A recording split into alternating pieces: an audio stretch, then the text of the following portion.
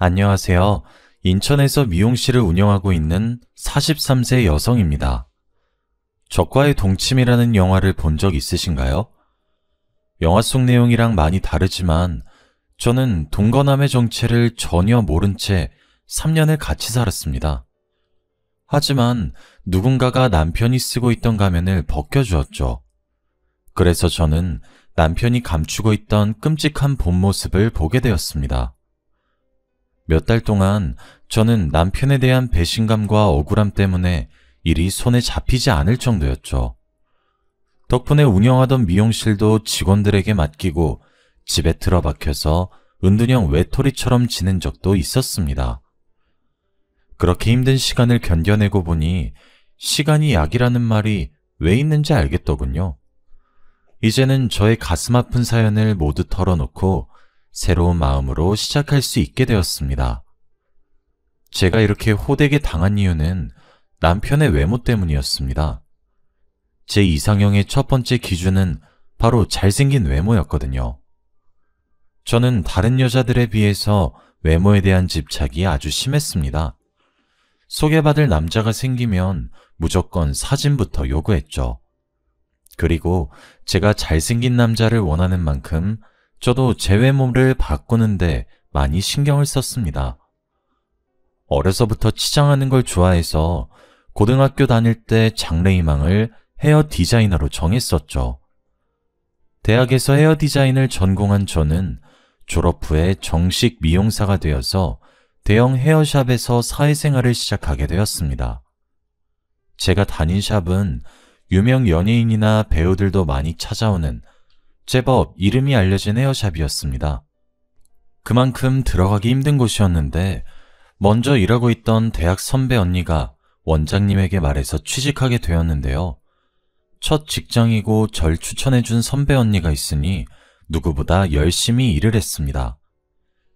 그 당시에는 막내였기 때문에 가장 먼저 출근해서 청소를 하고 장비들을 세팅해서 손님을 맞을 준비를 해놨습니다. 나중에는 원장님도 열심히 하는 저를 인정해 주시더라고요. 시간이 지날수록 어려운 기술들을 제게 전수해 주셨어요. 1년이 지났을 때쯤에는 남자 모델의 전속 디자이너로 배정받기도 하였습니다. 제법 잘 나가는 모델이어서 만나기도 전에 설렜었죠. 실제로 보니 생각보다 키도 컸고 얼굴도 잘생겨서 깜짝 놀랐습니다. 하지만 티내지 않으려고 노력했죠. 헤어스타일을 만지려고 그 어떤 스태프보다 가까이 가다 보니 제 치장에 더 신경을 쓰게 되었습니다. 처음으로 그 남자 모델을 수연 씨라고 부르며 남몰래 가슴 떨려 했던 것도 기억납니다. 나이가 어려서일까요? 제가 수연 씨를 좋아한다는 사실을 다른 남자 모델이 알게 되었습니다. 그 동료 모델이 제가 수연 씨를 좋아하는 것 같다고 말했나 보죠. 어느 날 수연 씨가 제게 부담 없이 친구처럼 지내보자는 말을 건넸습니다. 저는 당연히 고백받았다고 생각했죠. 요즘 흔히들 말하는 썸이라고 생각하고 시간이 날 때마다 밥을 먹고 차를 마셨습니다. 수연 씨가 출연하는 패션쇼도 가게 되었는데요. 제 예상대로 수연 씨도 자기 동료들에게 저를 여자친구라고 소개하더라고요. 그런데 미용실에서 같이 일하는 언니들이 수연 씨 이야기를 하며 걱정하였습니다. 너 이수연 만나고 있다는 소문이 돌던데 사실이야? 이수연 그 사람 바람 피다 걸려서 난리 난 거 모르고 있었어? 네? 그게 무슨 말씀이세요? 수연 씨가 바람이라뇨. 제가 화들짝 놀라 어디서 들은 소문이냐고 따지니까 수연 씨가 만나고 있는 여자들이 여러 명 있다고 하더군요. 옛날부터 인기가 많은 모델이라서 주위에 여자가 많아서 트러블이 많았다고 해요. 하지만 저는 그 소문을 믿지 않았죠. 잘생긴 외모 때문에 사람들이 오해를 하는 거라고 생각했어요. 그만큼 수연 씨가 저한테 잘해주고 주변 사람들한테 여자친구라고 소개해줘서 믿었거든요. 그래서 제가 언니들 앞에서 수연 씨를 감쌌어요. 언니가 직접 본 것도 아닌데 그런 말 하지 마. 수연 씨가 나 몰래 그런 적도 없고 나한테 애매하게 군 적도 없어. 걱정돼서 하는 말이라는 거 알지만 다른 사람한테 그렇게 말 안 했으면 좋겠어. 그런 소문을 한두 번 들은 게 아니니까 그렇지. 그래, 내가 괜히 참견했다. 내가 한 말 신경 쓰지 마. 나도 갑자기 이런 말 해서 미안해. 저는 언니가 사과해서 넘어가 주었죠. 그 당시에는 수연 씨에 대해 나쁜 소문을 퍼뜨리는 사람들이 괘씸하다고 생각했습니다. 지금 생각해보니까 주위 사람들이 저희들의 연애를 불안한 눈빛으로 지켜봤던 거군요. 저는 그것도 모르고 6개월 뒤에 수연 씨랑 동거를 시작했습니다. 그때부터 사이가 가까워져서 반말도 하고 수연 오빠라고 호칭을 바꿔 부르게 되었죠. 그런데 아예 같이 살다 보니까 이상한 점이 보였습니다. 갑자기 오는 전화를 몰래 나가서 받는다거나 저 몰래 새벽에 나가는 일이 빈번해졌거든요. 결국 제가 핸드폰 비밀번호를 알아내서 오빠가 여자들이랑 몰래 연락하고 있다는 사실을 발견했습니다. 그런데 차마 헤어지겠다고는 못하겠더군요. 하지만 오빠를 정신 차리게 하려고 강수를 뒀습니다. 오빠, 이렇게 바람 필 거면 헤어지자. 뭐하러 나랑 사귀는데? 뭐? 헤어지자고? 지금 진심으로 말하는 거야? 그래, 헤어져. 그 여자들한테 가서 만나달라고 해. 오빠 나 억지로 만나는 거잖아. 아니야, 희영아. 내가 잘못했어. 사실 네가 오해한 거야. 난 그런 짓 하려고 만난 게 아니라. 저는 오빠가 잡아주길 바랬습니다. 그런데 저를 붙잡으려고 구구절절 변명을 늘어놓고 매달리는 오빠를 보니 마음이 놓이더군요. 오빠가 아직 저를 좋아한다는 사실을 알아내고 지금 만나고 있는 여자들을 모두 정리하겠다는 다짐을 받아냈습니다. 하지만 오빠는 약속을 지키지 않았죠. 전 그것도 모르고 오빠랑 결혼을 했는데 결혼 후에도 바람을 피우고 있었습니다. 뒤늦게 모든 걸 알게 되었지만 한동안 모른 척하고 지냈습니다. 오빠와 이혼하게 되는 상상을 하니 무척이나 괴로웠거든요. 이제는 연애할 때처럼 헤어지자는 강수를 둘 수도 없었습니다. 앞으로 어떻게 해야 할까 골머리를 앓고 있을 때 또 일이 터지고 말았습니다. 미용실에서 퇴근하고 집에 들어오니까 오빠가 웬 여자랑 안방 침대에 누워있더군요. 제가 잘 알고 있는 여자였습니다. 여러분도 다 아시는 유명한 여자 모델이었거든요. 저는 그 여자 모델을 본 순간 이젠 끝을 봐야 되겠다는 생각이 들었습니다. 당신 지금 뭐 하는 거야? 어떻게 다른 여자를 안방에 들일 생각을 해? 진짜 미친 거 아니야? 아니, 나는 우리 그냥 누워만 있었어. 당신이 생각하는 그런 짓 안 했다고. 뭐? 그게 말이 된다고 생각해? 오빠가 어처구니 없는 변명을 내뱉길래 헛웃음을 내뱉었습니다. 제가 결국 못 참고 소리를 지르면서 물건을 집어던지니까 오빠가 이런 식으로 할 거면 당장 이혼하자고 오히려 큰 소리를 치더라고요. 그리고 집을 나가버렸죠. 남편을 놓칠 수 없었던 저는 남편에게 가정으로 돌아올 기회를 여러 번 주었습니다. 하지만 전 남편은 끝내 내연녀를 선택했고 저는 눈물을 머금고 전 남편과 이혼하게 되었습니다. 그렇게 저는 초혼에 실패하게 되었습니다. 혼자 살게 된 후로는 미용실을 운영하면서 여러 남자들을 만나게 되었습니다. 하지만 재혼할 정도로 좋은 남자가 나타나지를 않아서 재혼은 거의 포기해버렸죠. 그러다 7년 뒤에 미용실 단골 손님과 친해지게 되었습니다. 제가 규철씨, 규철씨 친근하게 부르면서 자주 오라고 먼저 다가가니까 친구처럼 지내게 되었죠. 규철씨는 저보다 5살 연하였습니다. 제가 남편에게 끌린 이유는 당연히 잘생긴 얼굴 때문이었는데요. 규철씨랑 사이가 급격하게 가까워지니까 이번에도 주위 사람들이 저를 말리기 시작했습니다. 제가 규철씨랑 재혼하고 싶다고 말했거든요. 저희 엄마도 미용실까지 찾아오며 지금 결혼하지 말고 조금 더 만나보라고 재혼을 뜯어말린 적도 있었죠. 지금 결혼은 안 된다. 사귄 지 얼마나 됐다고 그래? 1년, 아니 2년만 더 만나봐. 사람은 오래 봐야 알 수 있어. 엄마, 오래 봐도 모르는 게 사람이야. 이번엔 내가 다 봤다니까?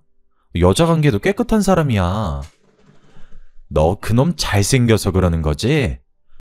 남자든 여자든 얼굴 반반한 것들은 인물값 하는 법이야.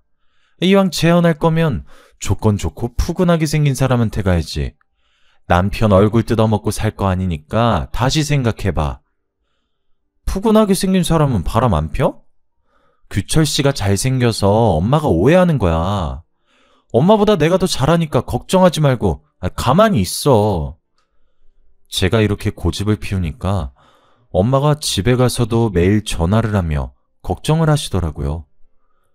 물론 저도 재혼하다가 또 이혼하게 될까봐 걱정됐지만 남편은 절대 이혼할 일이 없을 거라고 했습니다. 장모님도 참, 내가 무슨 바람을 핀다고 그래. 내가 그동안 만난 여자도 4명밖에 없어.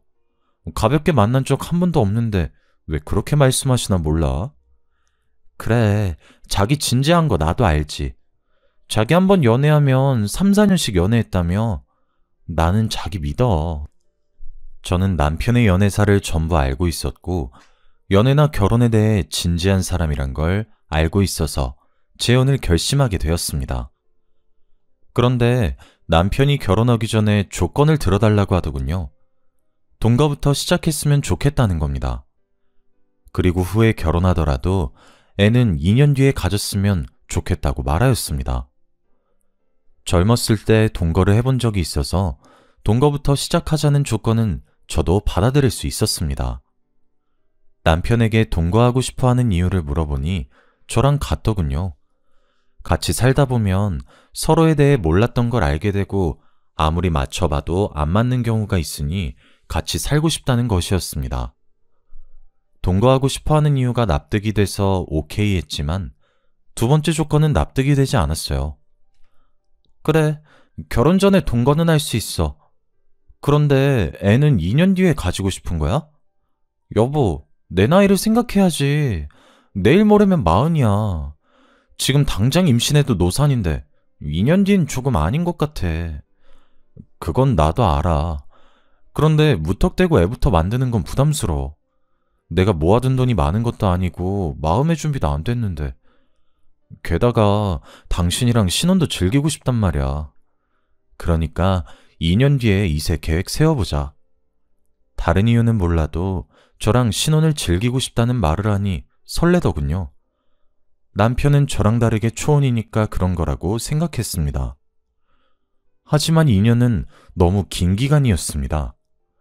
그러다 이세를 가지지 못하게 될까봐 남편을 계속해서 설득했어요. 하지만 남편이 저랑 보내는 신혼기간이 너무 즐거워서 이세가 생기면 질투가 날 것 같다고 하니 더 이상 임신 계획을 세우자는 말을 못하겠더라고요. 그만큼 저희 남편은 다정한 사람이었습니다. 틈만 나면 다른 여자들에게 눈 돌리는 전 남편과는 너무나도 달랐죠. 회사와 집만 오가는 남자라서 다른 여자랑 지내는 꼴을 못 봤습니다.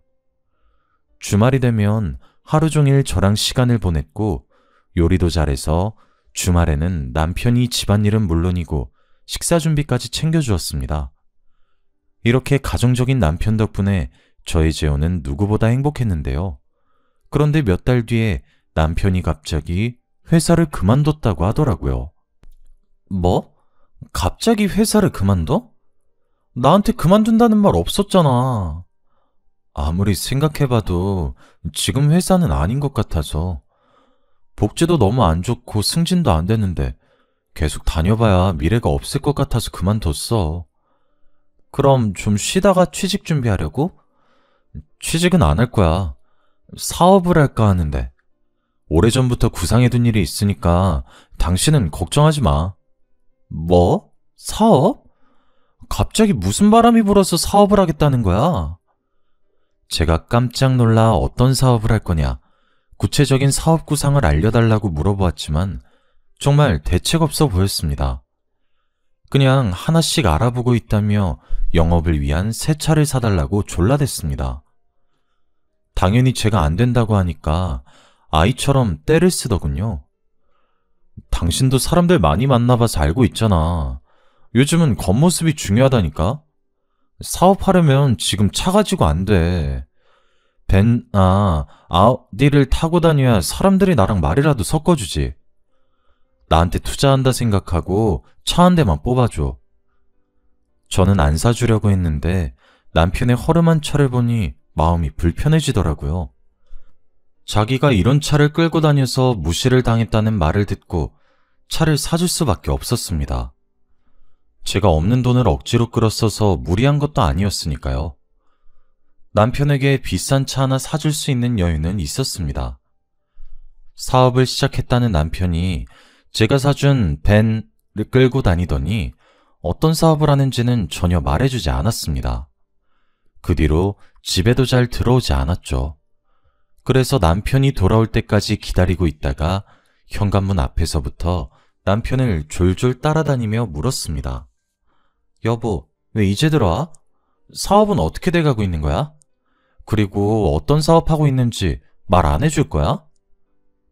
피곤하게 왜 이래. 일하다가 들어온 사람한테 너무한 거 아니야? 사업은 내가 알아서 할 테니까 신경 쓰지 마. 어떻게 신경을 안 써? 당신이 맨날 늦게 들어오는데. 제가 정색을 하면서 화를 내니까 그제서야 남편이 저를 달래더군요.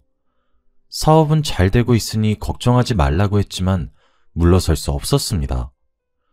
끝까지 포기하지 않고 화를 내니 남편도 목소리가 커지기 시작했습니다. 진짜. 나한테 도대체 왜 이러는데? 내가 몇 번이나 말했잖아. 내 일은 내가 알아서 한다고. 내가 당신한테 미용실 손님 몇 명이나 왔는지, 오늘은 얼마나 벌었는지 물은 적 있어? 근데 왜 나한테 묻는 건데?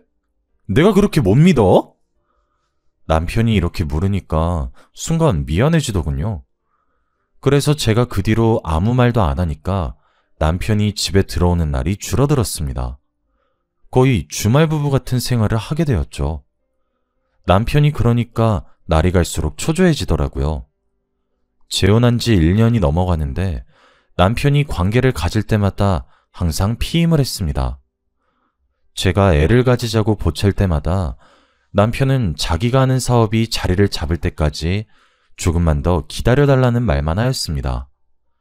지금 같았으면 남편을 쫓아다니면서 바람피나 감시라도 했을 텐데 건물주가 월세 보증금을 올려달라는 요구를 하는 바람에 정신이 하나도 없었습니다. 저와 건물주 할머니는 예전부터 사이가 좋지 않았습니다. 성격이 괴팍하고 임차인들에게 함부로 말을 해서 그 할머니를 좋아하는 임차인은 한 명도 없었거든요.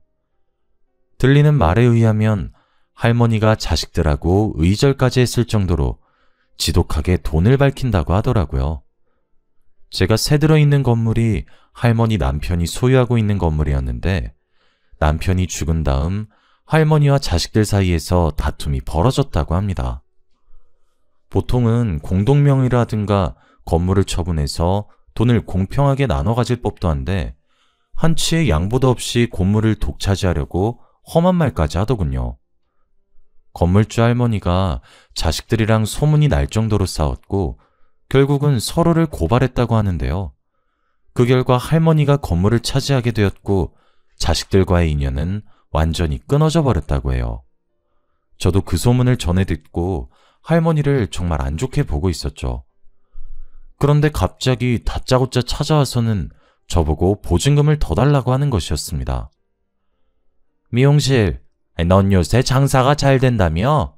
200만 원 더 줘야겠더라. 네? 할머니, 갑자기 무슨 말씀이세요? 저 요즘 장사 안 돼요.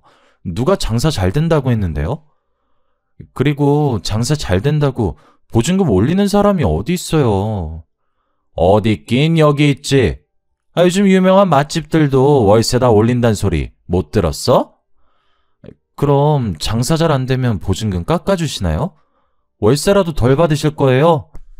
다른 사람이 이런 소리를 했다면 좋게 넘어갔을 테지만 제가 그동안 쌓인 게 있어서 말투가 험악해지고 있었습니다. 할머니가 임차인들을 늘 무시하며 가게 이름으로 불렀거든요. 저는 미용실이라고 불렀고 야채 가게 하는 사람을 야채라고 불렀습니다. 제 가게에 수시로 찾아와서 잔소리하는 건 기본이었습니다. 손님이 있는데도 물을 많이 쓴다느니, 밤에 전기를 켜놓고 간다느니 별 영양가 없는 잔소리로 수치심을 주었죠. 점점 치솟는 물가 때문에 보증금을 올려받는다고 하면 모를까. 예고도 없이 들이닥쳐서 장사가 잘 되니 돈을 내놓으라고 하니까 괘씸하더라고요. 그래서 바로 선전포고를 하고 말았습니다. 장사가 잘 된다고 보증금 올려받으실 거면 제가 나갈게요. 끝까지 이러실 거면 제가 나간다고요. 그래? 나가는 건 네 마음이지만 보증금은 당장 못 주니까 알아서 해라. 네? 그게 무슨 말이에요? 계약도 거의 끝났고 제가 나가겠다고 하는데 보증금은 당연히 돌려줘야죠. 2년이 어디서 눈을 부릅뜨고 대들어. 보증금 받고 싶으면 고발하든지 마음대로 해. 제가 갑자기 나가겠다고 하니까 화가 났는지 배짱을 부리시더라고요. 고작 몇백만 원 더 받으려다가 세입자가 나가게 됐으니 짜증이 많이 나셨나 봅니다. 저한테 욕을 하면서 난리를 피우시길래 저도 할머니를 내쫓으면서 소리쳤죠. 알겠어요. 고발할 테니까 나가시라고요. 저도 많이 참았는데 끝까지 이런 식으로 나오면 저도 고발할 수밖에 없죠. 그래, 해라. 누가 겁낼 줄 알아? 어린 년이 겁도 없이 감히 누구한테 대들어? 결국 제 손에 내쫓긴 할머니께서 욕을 하시면서 가버리셨습니다. 저는 모아둔 돈도 있으니 적당한 상가가 있는지 둘러보려고 했습니다. 더 이상 할머니를 마주치고 싶지 않다는 생각에 바로 미용실을 옮기려고 했습니다. 단골들에게 미용실을 옮긴다는 말도 해두며 상가 자리를 알아보다가 새로 지은 아파트 단지를 만나게 되었습니다. 아파트 안에 들어선 상가가 미용실하기에 딱 좋아 보이더라고요. 며칠 뒤에 저는 부동산을 찾아가서 상가 건물주를 만나게 되었죠. 건물주분께서 정말 친절하고 성격 좋아 보였습니다. 그전 건물주였던 악질 할머니와는 차원이 다르더라고요. 건물주분이랑 금세 친해져서 자기가 가진 건물이 남편이 남긴 유산이라는 사실도 알게 되었습니다. 저는 혼자서 여기까지 버티신 게 대단하다고 치켜세우며 남편 뒷담을 늘어놓았습니다. 남편이 사업한다며 집에 들어오지도 않아서 없는 거나 다름없다고 말하다가 미용실 앞에 붙여둘 현수막 업체도 추천하게 되었죠. 이 동네 사람들이 현수막을 보고 옮긴 미용실로 와주길 바랬는데 저렴하면서 친절한 업체를 만나게 되어서 다행이었습니다. 그래서 제가 그 업체까지 만나고 오니 웬일로 집에 남편이 있더군요. 제가 새로 지은 신축 상가에 미용실을 오픈할 계획이라고 하니 남편이 화를 버럭 내었습니다. 뭐? 신축 상가? 당신은 왜 나한테 말도 없이 미용실 옮긴 거야? 당신은 말한 적 있어? 내가 무슨 사업하고 있냐고 물어봐도 말 안 해줬잖아. 아니, 이건 다른 차원의 문제야. 이렇게 중요한 문제를 남편한테 말도 안 하고 결정하는 게 어디 있어? 저는 남편을 이해할 수 없었습니다. 자기가 하는 사업은 말도 안 해주면서 미용실을 새로 오픈했다고 화를 내다뇨. 게다가 남편이 지금 당장 건물주를 만나보자고 하였습니다. 당연히 그날 밤 남편과 싸우게 되었는데요. 도저히 언쟁이 끝나지를 않아서 다음날 남편이랑 같이 상가를 둘러보기로 했습니다. 그런데 건물주를 만난 남편이 미용실을 자기 명의로 하자고 제안했습니다. 제가 왜 그래야 하냐고, 내가 운영할 미용실인데 내 명의로 하는 게 맞는 거 아니냐고 물었죠. 남편이 또 앞뒤 안 맞는 말들로 우기길래 그냥 제 명의로 계약하려고 했습니다. 그랬더니 제 손을 막아서더니 목소리를 높이더라고요. 또 어젯밤처럼 고집을 피우면서 끝까지 지지 않을 것 같아서 무서웠습니다. 게다가 어젯밤이랑 다르게 건물주랑 부동산 사장이 지켜보고 있었거든요. 너무 수치스러웠죠. 얼른 이 순간이 끝나길 바라면서 남편에게 계약서를 넘겼습니다. 그렇게 남편은 제가 보는 앞에서 미용실을 자기 것으로 만들어버렸습니다. 저는 눈 뜨고 코 베인 격이었죠. 당연히 남편이랑 이혼할 일이 없다고 생각한 제 잘못이었죠.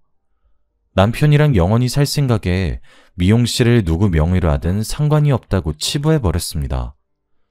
제 생각이 어리석었다는 건 곧 드러나게 되었는데요. 새로 지은 상가에 미용실을 열고 장사를 시작한 지 한 달 만에 남편이 말도 없이 사라져버렸기 때문입니다.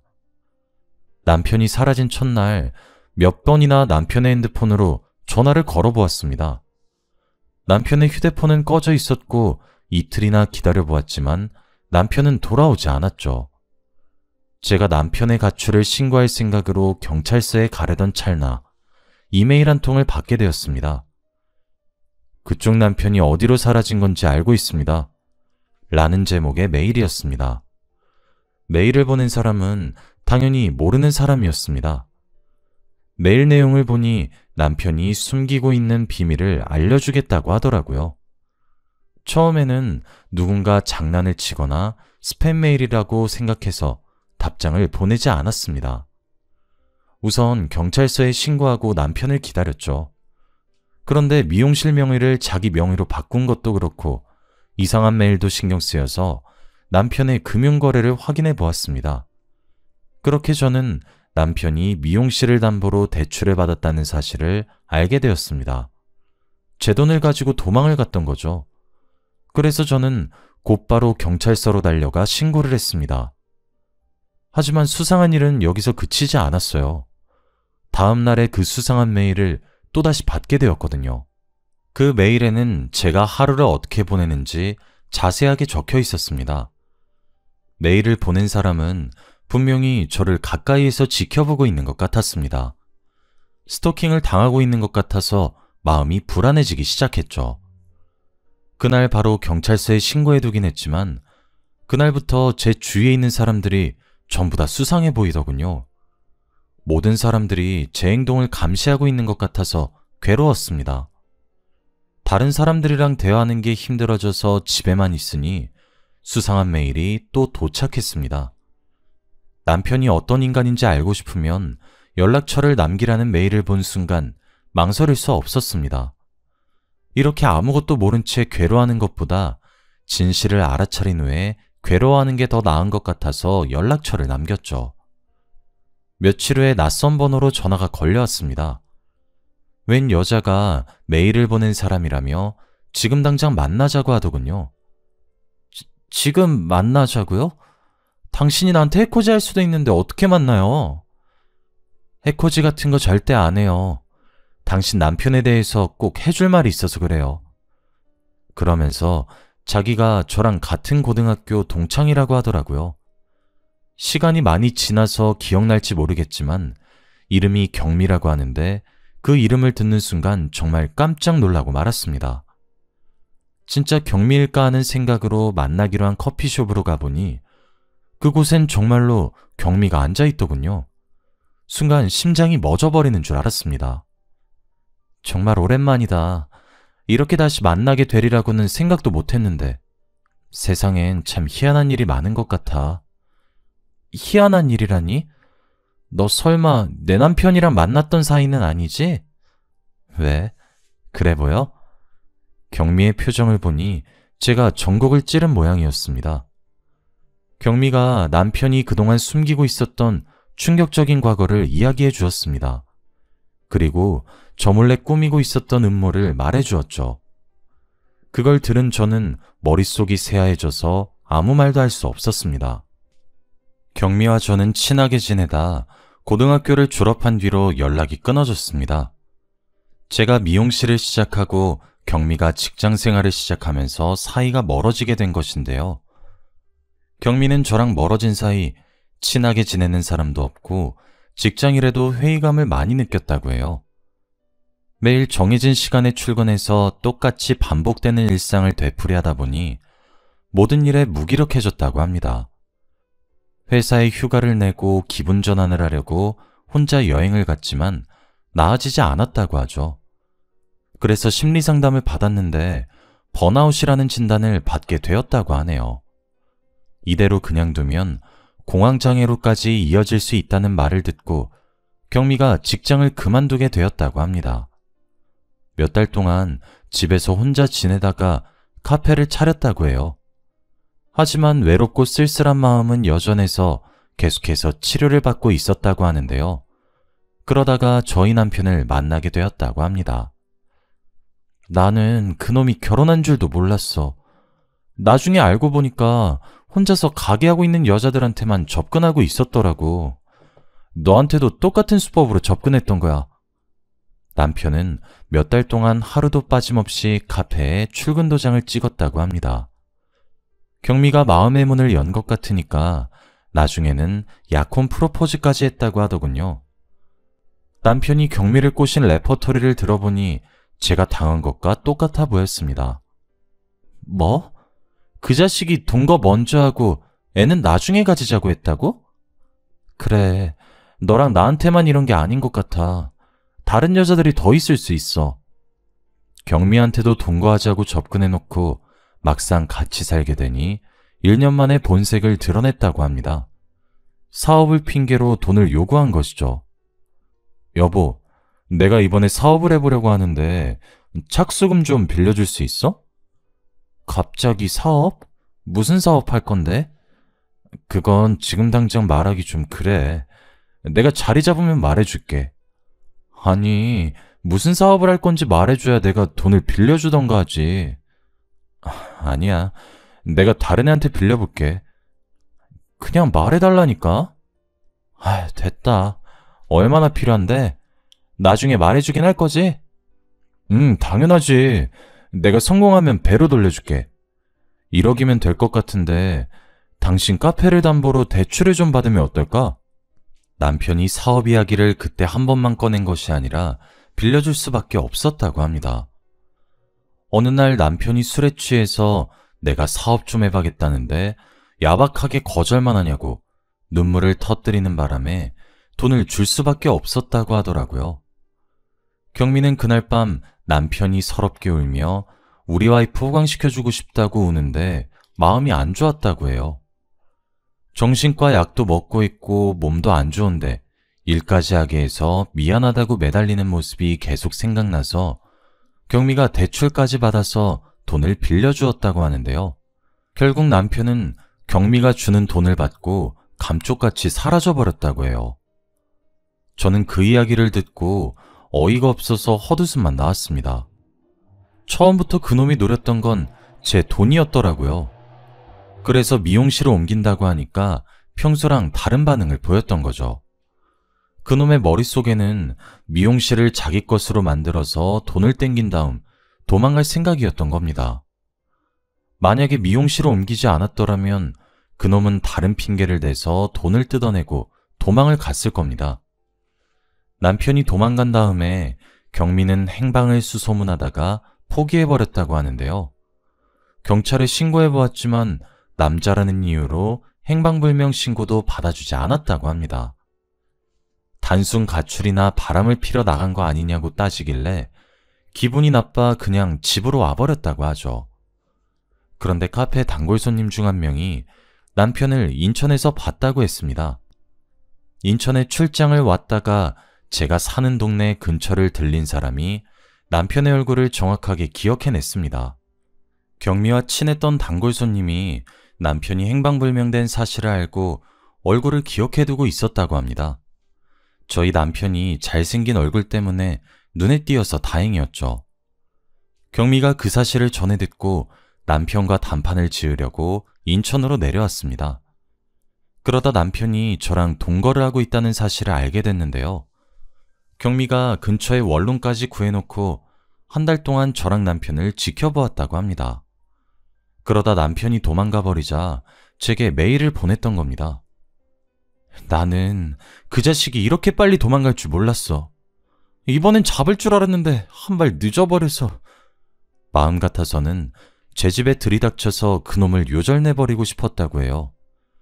그런데 다짜고짜 집에 들이닥치면 불륜을 저지른 죄밖에 잡지 못하니 남편이 제게 무슨 사기를 치는지 확실한 증거를 잡으려고 했다고 합니다.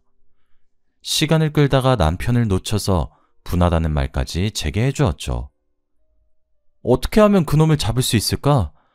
이대로 두면 다른 여자들한테도 이런 짓 저런 짓 저지르고 있을 거 아니야. 경찰에 신고했다며. 경찰에서 연락 온 거 없었어? 여러 번 찾아가 봤는데 남편 찾고 있으니까 기다리라는 말만 하더라고. 경찰만 믿고 있으면 안 돼. 우리가 직접 나서자. 그놈이 또 이 근처 여자들한테 접근하고 있을 거야. 경미는 경찰들이 사람이 사라졌어도 남자라고 찾지도 않는 마당에 이런 사건도 신경 쓰지 않을 거라고 했어요. 워낙 강력 범죄가 많은 상황이라 마누라 돈을 가지고 잠적해버린 일은 사건 축에도 끼지 못할 거라고 하네요. 믿었던 남편에게 보기 좋게 뒤통수를 맞고 배신을 당했다는 사실에 그놈을 찾아내서 요절을 내줘야겠다고 생각했습니다. 경미도 저와 같은 생각인지 머리를 맞대고 의논하자고 했죠. 그러다 사람을 찾아주는 전문가에게 의뢰하기로 결정했습니다. 비용은 경미와 제가 반반씩 부담하기로 했는데요. 역시 이런 일은 경찰보다 흥신소 직원들이 전문가였습니다. 일주일 만에 남편이 어디에서 뭐라고 사는지 주소와 사진들을 보내주더군요. 남편이 경기도에서 다른 내연녀와 애까지 낳아서 잘 살고 있다는 사실에 분노가 치솟았습니다. 남편이 사업을 하고 있다는 말들은 전부 거짓말이었습니다. 저와 동거를 하면서 출장을 핑계로 내연녀와 지냈던 거죠. 내연녀와 장을 보러 가는지 애를 안은 채 활짝 웃고 있는 모습을 보니 심장이 쿵쾅쿵쾅 뛰기 시작했습니다. 그런데 남편의 내연녀 얼굴이 왠지 모르게 익숙해 보이더군요. 분명히 어디선가 봤는데 어디서 봤는지 기억이 나지 않았습니다. 경미는 분에 이기지 못하고 소리를 지르면서 이것들을 가만두지 않겠다고 길길이 날뛰고 있었죠. 저는 남편 예연녀가 누군지 생각이 날 것 같아서 사진만 뚫어져라 쳐다보고 있었습니다. 그랬더니 경미가 제 팔을 잡고 일으켜 세우더군요. 우리한테서 뜯어낸 돈으로 애 키우고 있었던 거야? 이런 미친 자식. 혜영아, 당장 이것들 깜빵에 넣어주자. 뭐해? 지금 당장 일어나서 잡으러 가야지. 그때 갑자기 그녀가 누군지 떠올라 고개를 번쩍 들어 올렸습니다. 이 사람, 그 사람 아니야? 김땡땡, 너도 알잖아. 우리나라에서 제일 유명한 모델. 내연녀의 정체는 바로 우리나라에서 유명한 모델인 김땡땡이었습니다. 제가 잡지 촬영차 출장을 갔을 때 만난 적 있는 모델이기도 했죠. 경미는 제 말을 듣자 깜짝 놀라서 흥신소에서 알려준 주소로 가보자고 했습니다.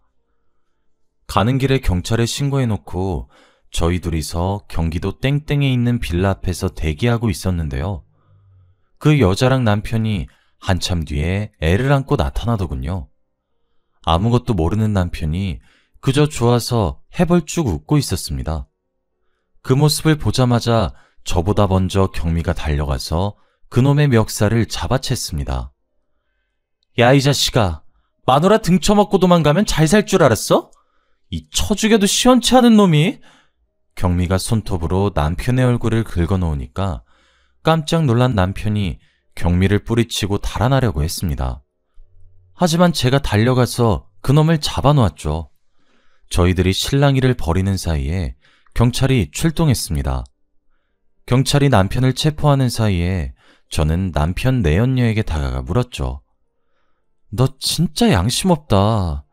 세상 사람들이 네가 다 누군지 알고 있어. 그런데 감히 바람을 펴? 저는 내연녀가 죄송하다고 무릎이라도 꿇을 줄 알았습니다. 뭐가 그렇게 당당한지 내연녀가 코웃음을 치면서 저를 흘겨보더군요. 그래서 뭐 어쩌라고? 내가 유명하니까 날 상간녀로 몰아서 돈이라도 뜯어내려고? 난 정식으로 혼인신고한 사이야. 상간녀는 오히려 너희들이지. 그래, 네 마음대로 해봐. 나를 상간녀로 고소해보라고. 근데 10년 전에 내 남편이랑 뒹굴다가 걸린 년이 할 소린 아닌 것 같은데? 뭐? 너 설마? 이제야 기억난 거야? 나 증거도 있어. 네 남편이 나한테 미안하다고 매달린 문자 있다고. 문자? 그거 조작한 건지 어떻게 알아? 너 같은 년 말을 어떻게 믿냐고. 내연녀가 끝까지 재수없는 말들을 내뱉길래 더 이상 참을 수 없었습니다. 저도 모르게 내연녀의 머리채를 잡아 뜯었는데요. 한 번도 아니고 두 번이나 인연 때문에 이런 일이 생겼다고 생각하니 분해서 견딜 수가 없었습니다. 경찰이 있어서 다행이었죠. 경찰이 말리지 않았으면 그년 머리털을 죄다 잡아 뜯었을 겁니다. 그년이 끝까지 자기는 잘못 없다며 저를 체포하라고 소리치는데 속이 부글부글 끓더군요. 이거 놔! 저 년을 체포해야지. 내가 왜 경찰서 가야 하는데? 그 자식한테 여자가 한둘이었어? 왜 내 책임이야? 내연녀가 난리를 피우면서 소리를 질러대다가 경찰에 연행되었습니다. 경찰 조사 결과 둘은 공범이었다고 해요. 큰 돈을 벌 방법이 없으니 혼자 사는 여자들을 꼬셔보라고 재촉했다고 합니다. 애를 가지지 않으면 나중에 자기들의 정체가 발각되어도 문제없을 거라고 생각했나 봅니다. 본처가 피해자라고 나서서 피해를 입은 동거녀를 상간녀로 몰아세우려고 했던 거죠. 실제로 다른 여성들은 남편에게 사기를 당하고도 상간녀로 몰리는 게 무서워서 꼼짝없이 당하고 말았다고 해요. 하지만 이번에는 그렇게 빠져나갈 수 없었습니다. 내연녀는 저희들을 상간녀라고 소송했지만 경찰이 남편과 내연녀가 벌인 사기에 대한 증거를 확보해버리고 말았습니다. 검찰은 그 인간들을 구속해버렸는데 내연녀는 포기하지 않고 변호사를 선임하더군요. 저희들을 상대로 위자료 청구 소송을 하는 어이없는 짓을 저지르고 말았습니다. 결국 재판 과정에서 그년이 제 가정을 2번이나 파탄낸 것이 드러났고 제가 아니라 내연녀가 위자료를 지급해야 한다는 판결이 나왔습니다. 재판 결과에 따라 경미와 저는 그들이 살고 있던 빌라와 현금을 포함해서 모든 재산을 받아냈습니다. 그래서 전 남편이랑 내연녀는 정말 10원짜리 하나도 없는 알거지가 되어버렸죠. 어차피 그 인간들은 돈 같은 건 필요도 없을 겁니다. 교도소에 가면 국민들의 세금으로 먹여주고 재워주고 있으니까요. 경미가 없었으면 이렇게까지 복수하지 못했을 겁니다. 경미의 도움으로 파렴치한 남편과 뻔뻔스러운 내연녀에게 세상이 무법천지가 아니라는 사실을 확실하게 보여주었는데요. 용서는 용서받을 자격이 있는 사람에게만 해야 한다는 사실을 여러분들도 꼭 기억하시길 바랍니다. 여기까지 사연 들어주셔서 감사합니다.